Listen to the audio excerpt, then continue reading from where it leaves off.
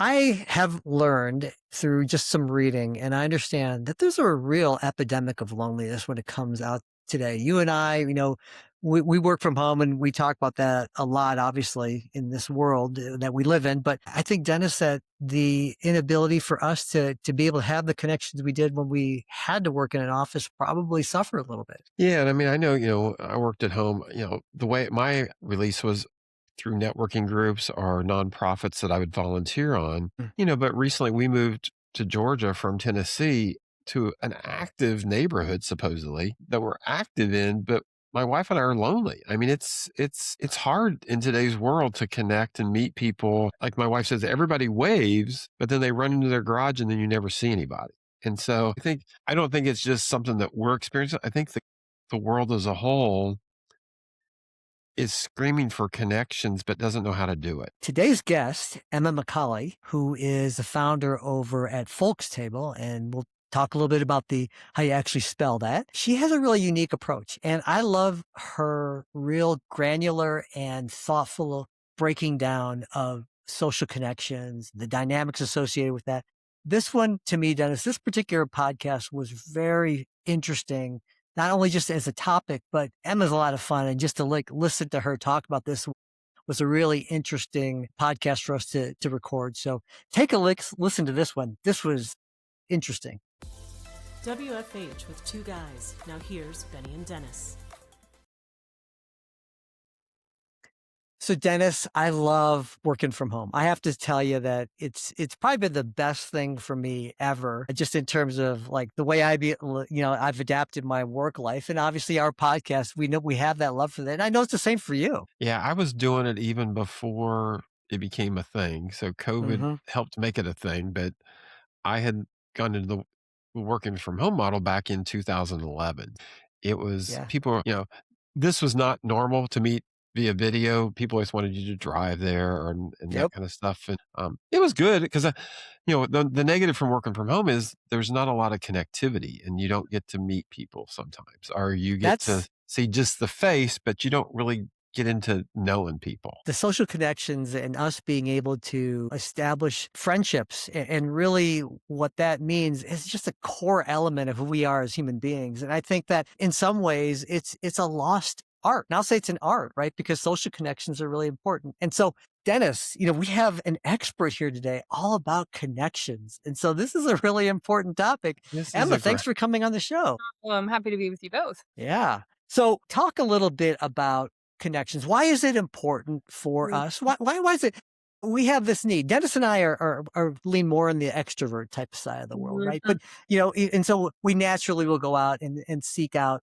relationships and whatnot. Why is it that we need this? Why is it important? Well, again, three extroverts on the conversation today. So try to keep this lively and fun. I mean, simply put, we would say connection is the center of modern life. And whether people naturally reach for it, they wake up every morning craving it, probably the three of us, or people wake up in the morning and think, I might bump into it today. We know that it is essential for all of us. It's how we see ourselves. It's how we see the world. It's how we get motivated to engage in the world and how we figure out who we are and our place in it all. I think what I have come to learn and chuckle about as an extrovert, much as I think about, those who think about exercise, I jump out of bed in the morning. I'm excited to move my body and muscles of extroversion. Introverts, perhaps, maybe don't roll out of the bed as fast, maybe hit snooze a couple more times, but we all know that it's really good for us. And whatever form of movement you have found in your life, if your social tendencies are in smaller groups or they are more intentional conversations and you're approaching it with that quality perspective rather than a quantity perspective, regardless, we all need it and we know it's good for us. Well, and relationships play out in the business world. I mean, you know that if you like people you work with, you're going to be more productive. Mhm. If they're customers and you like each other, it's much easier to work with each other versus a customer or vendor that you don't like. Benny and I was the customer, Benny was the vendor.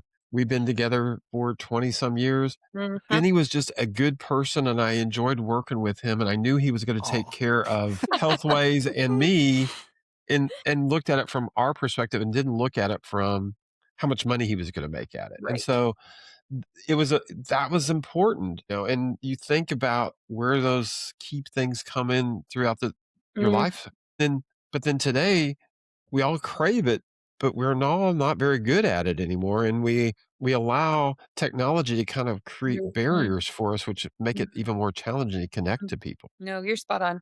And I think, I mean, you named the business component, right? We know people are likely to stay a year longer at their jobs if they have one friend. And we know that within the first 90 days of someone joining a company or a new team, that sense of belonging and welcome is the greatest indicator on how long or how likely they are to remain at that company. If you think about people's apartments and they're trying to figure out where in a city to live, if they don't have an apartment friend, somebody that they recognize more than just a pleasantry in the elevator, 89% more likely to move apartment buildings or cities because they don't feel that sense of home. You think about how people talk about, we aren't the same that we used to be to our neighbors anymore. And I Mm, say that as if I even have a major reference point for that. But I think this sense that people aren't the way that they used to be is true. People aren't going to religious institutions at the frequency they were before. People don't remain in the companies at the 40-year mark that they might have before. mm. Neighborhood and housing infrastructure is different. We even see the term that there's a friendship recession. So, yes, society and life is Huh. different.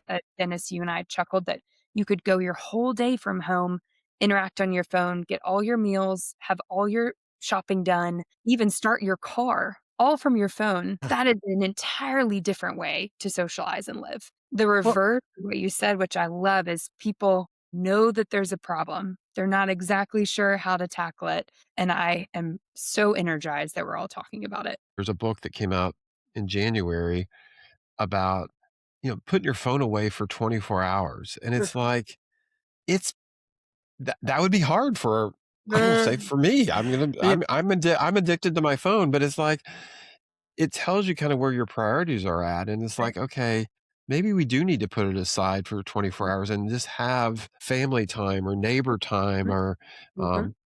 we have in our old neighborhood, we had drinking on the driveway, and it was once a Oh, month that everybody bring their lawn chairs and their whatever their favorite drink of choice was, mhm. and we would just sit and chat and talk. And that, some of these neighbors were 80 or 90 years old, and that was Right. their highlight. They loved the fact that we were getting together and just talking. And Benny, in that one, I actually became the introvert. I would sit there and not talk at all because some of these Mhm. older people had no one to talk to, and they would probably Huh. talk 90% of the time and just Mhm. share, and you learn all kinds of stuff, and you got to know them better as friends as well. You see, grocery stores have implemented chatty lines or talking tracks, and they have specific lines within grocery stores, particularly for those individuals who haven't had a lot of social interaction, to move through the grocery line a little bit more slowly and to be able to ask Huh. questions forward and backwards. And I think if that's not such a testament to people seeking social interaction and us having to designate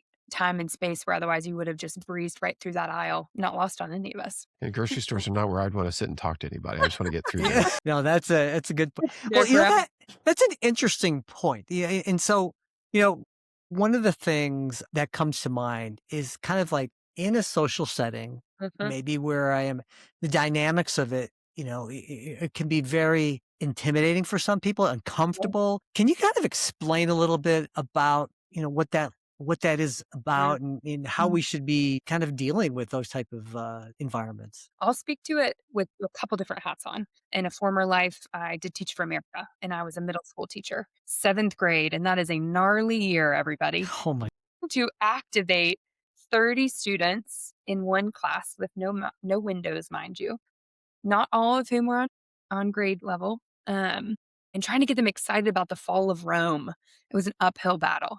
And Mm, so I think about what was so important to me was having a lot of structure to my classroom so that regardless of how interested in the topic someone was, regardless of how comfortable they felt reading out loud, they knew what role they had within the classroom on any given day.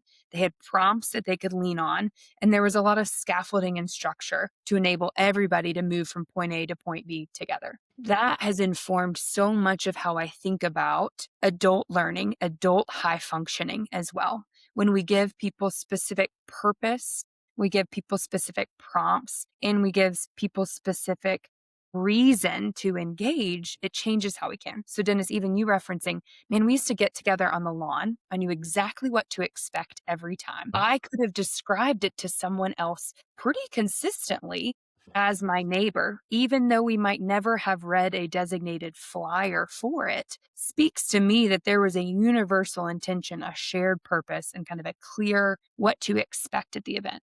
I think to your question, why that gets hard sometimes is we walk into happy hours or we walk into run clubs or we walk into the neighborhood gathering and there's not as much stated purpose for what you should walk away with or Mm. who's going to be there or what's the norm for how to engage. And though we might use a lot of the same vocabulary, you can look for connection, you can build community. We all still have very different terms for how we do that, for Hmm. what that looks like, and to your point, Benny, for how comfortable that is for us. So I would say the first excitement I have when I hear of people making an effort to build better connection opportunities, giving very explicit expectations for what to expect and how to engage in that particular gathering. This is really fascinating, Emma, in terms of like helping people understand kind of those dynamics and to understand the way that those social settings work. That's kind of one element of that. But being able to kind of, after that initial meeting, and maybe you made this great connection, whether it be Mhm. romantic or not, right? You're just like a friend.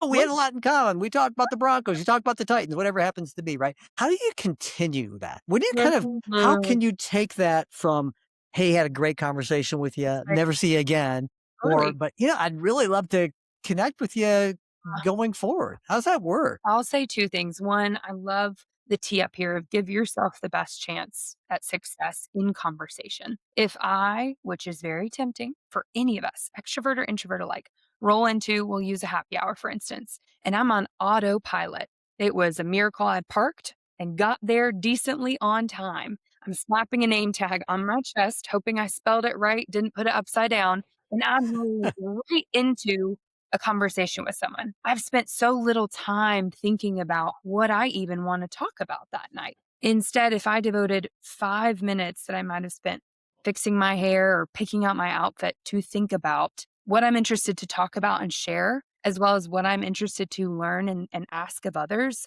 my entire perspective on the event has changed. Mm. And so I think about a lot of the preparation of walking into spaces, redesignated just a few minutes to think about your week, your interests, the type of people you're looking to meet. Then when I actually get into those conversations, I hold myself now to a high standard of asking better questions. And we're not talking kooky, quirky, funky, would you rather have toes for fingers and fingers for toes types questions. That's not the kind of weird icebreaker land I'm living in. I'm asking people questions, things like, what do you wish someone would have asked you about recently?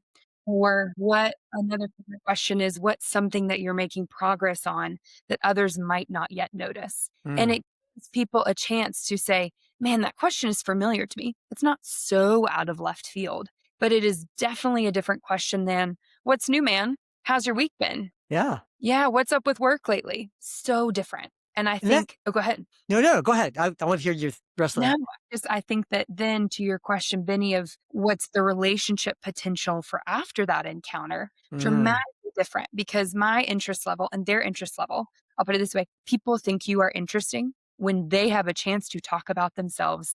Yes. That's so, How funny is that? And so inherently, we've already had a more interesting conversation. Maybe we found we're completely the same. Maybe we found we're completely different. Maybe we have a mutual business need and opportunity together. But regardless, we've gotten further, farther, faster in that conversation, which gives me a chance to better assess who would this person be to me? And Benny, your comment of then what do you do with that after? I think the best perspective, again, back to that specificity and the articulation around purpose. Telling people the type of person you imagine them being to you mm. holds great power. So I would love to connect on LinkedIn because we're going to be connections. Doesn't really tell me much. I would love to be added to your newsletter. Do you keep people updated on your work? I'd love to be included on that. Or you strike me as someone who might be a mentor to me. Do you have the time and capacity for meeting for coffee? Oh. And I think ending those conversations as much as you can, land the plane in that moment with what that relationship potential might be to you, gets us so much further than let's stay in touch. Let's connect on LinkedIn and I'll be hearing from you. Yeah. And that technique, it's really interesting the way you're running through that, Emma, seems to be workable for both extroverts and introverts too, as well. I mean, it's something that you're not limited in terms of your personality, right? Truly, truly. I chuckle that my co-founder, Dallas, he is as introverted as they come. And he and I would not have had a chance at friendship had we not experienced the earliest version of structure networking that used to just be for dinner parties for strangers in my old attic. I chuckle that it's a miracle no one left, as far as I know, with food poisoning because I wasn't participating. It was a much less a culinary experience, much more a conversational one. But I think that he and I both share a thesis and a theory of action around structure that enables introverts to participate and levels the playing field of extroverts who may feel the responsibility to carry the conversation, and giving everybody a chance to neutralize or equalize has been absolutely a technique or a trade, or in many ways just the ease that I now feel I walk into conversations with. So, Emma, Hmm. talk about how you got started. I mean, I think this is important for people to hear the story because I Yeah. think a lot of people are in the same boat where you were at, and I Mm. think that's important. Sure. Man, the not website version, and kind of as much of a long story short as possible. I was living a very different life, had a very different career. I was actually had come out of education and was working in education policy. And I, as a sidebar, had traveled to all 95 counties in the state of Tennessee. I knew not a stranger.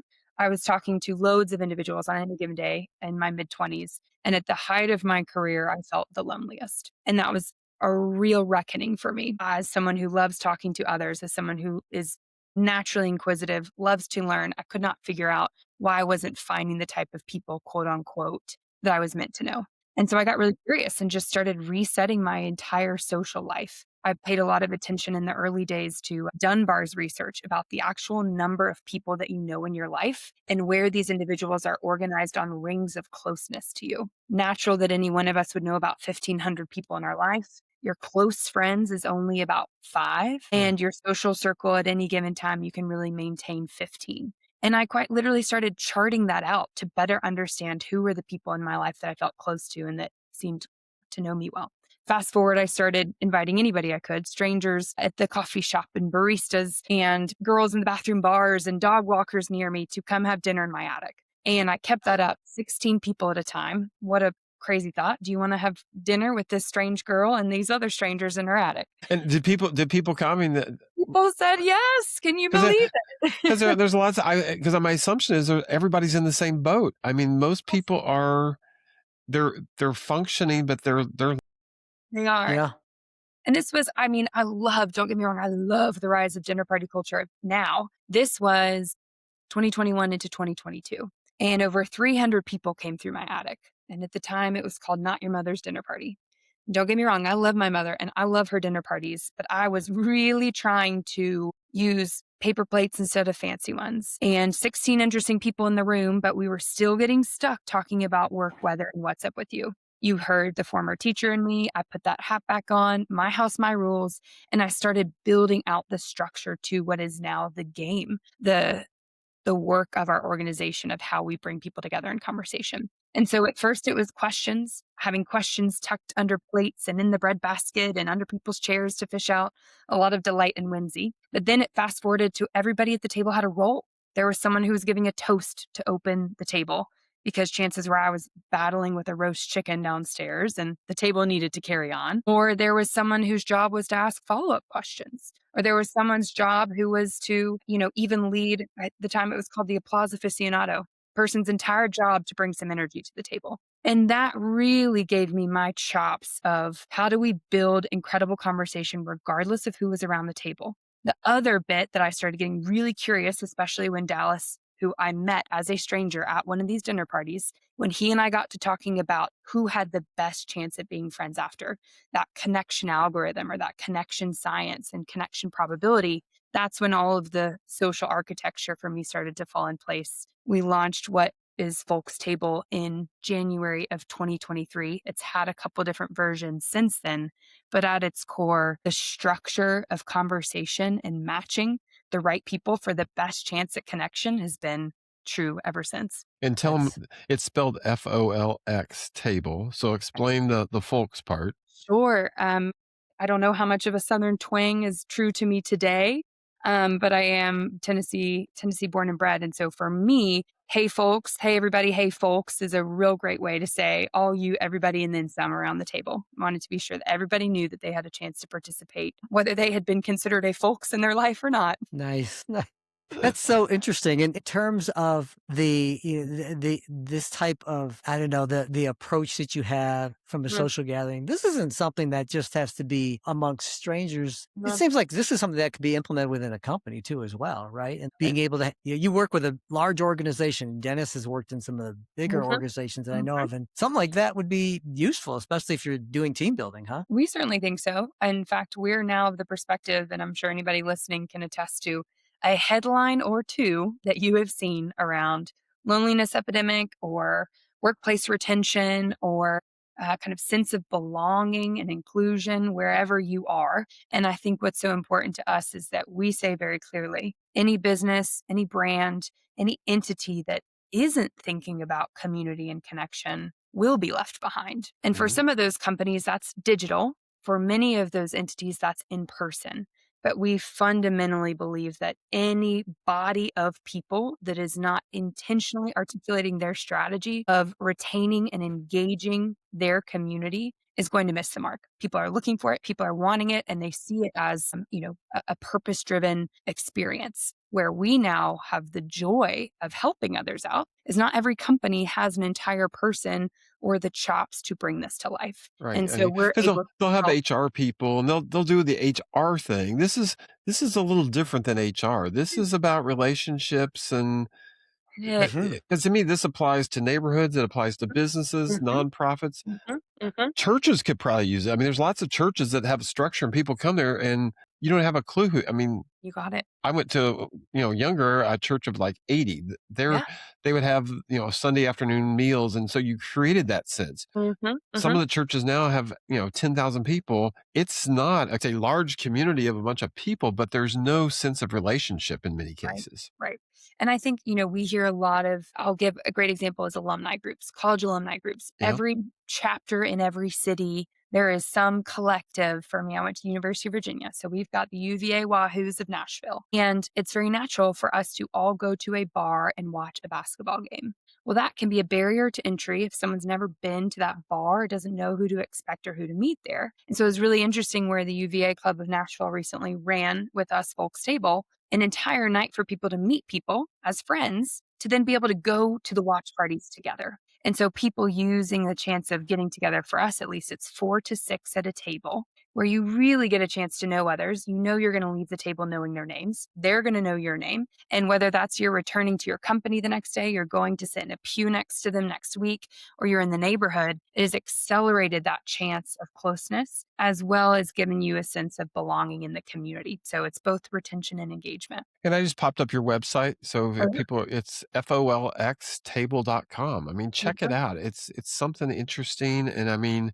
it's one where I think it applies to all of us, be it a business, a neighborhood, a nonprofit. We're all humans and we all want connections. And Mhm, we know you said it. Friendships build stronger relationships in the business. And so mhm, if you've got people that you like and you trust and you work with, they're going to stay longer. And we've had guests on talking about retention. This is mhm. a fun one, especially for those Gen Xers and all that. It's a game. I mean, that's what's cool about it. It's that you get to kind of play a game, but it's one that hopefully leads into more meaningful relationships and connections for people. I think that's right. And I think that's what's been so interesting, admittedly, to be a third party to help people do that. I've talked to HR leads and they say, I don't really get to be the fun guy around here. Yeah. And thankfully, we can help make that happen. It's fun to have fun. It's cool to care. And I think the way that people are able to experience connection outside of the typical way that their group comes together, they're Right. not in the church, they're outside the church. They're not in the workplace, they're outside the workplace. They're not having to run in the run club and catch their breath. They can have a different kind of conversational pace Right. around the table. And that I think has given people a lot of comfort and flexibility. I I mean, this is such a amazingly interesting topic to me, and something that, and your approach is really unique too as well. So I love learning about that. But I know there are going to be some folks out there who are going to be interested in learning a little bit more, maybe how you might be able to help them. What's the Sure. best way for people to get in touch with you? Well, I know that Dennis shared our website. It is Folx Table, folxtable.com. From there, if you want to tell us about your group, your business, your community, your entity, whomever that is, formal or informal, you can go ahead and send us a note, and that'll lead to a calendar if you want to talk with me. Or if you just want to send me a note directly because you think the topic is interesting, you are interested in some of the bits that I mentioned, or you like to gab about this too, I would love to talk. My email is folxtable.com, and I'd love to hear from you for whatever reason. You and Dennis both ending your company names in X. That's interesting. So That's right. There you go. See, X marks the A spot. So choice, there you go. yes, sir. a choice for sure. Well, it's been a A- treat. You all are conversationalists that I have certainly enjoyed being with, and cheers to better questions and better Thank you. conversation. Please. Emma, thank you so much for stopping by today. We really appreciate it. This was a fascinating conversation, and I think it's something that people should look into. So thanks so much, and We will. we'll see you next time. Thank you. Have a great Everybody. day. You've been listening to WFH with two guys. We'll see you next time.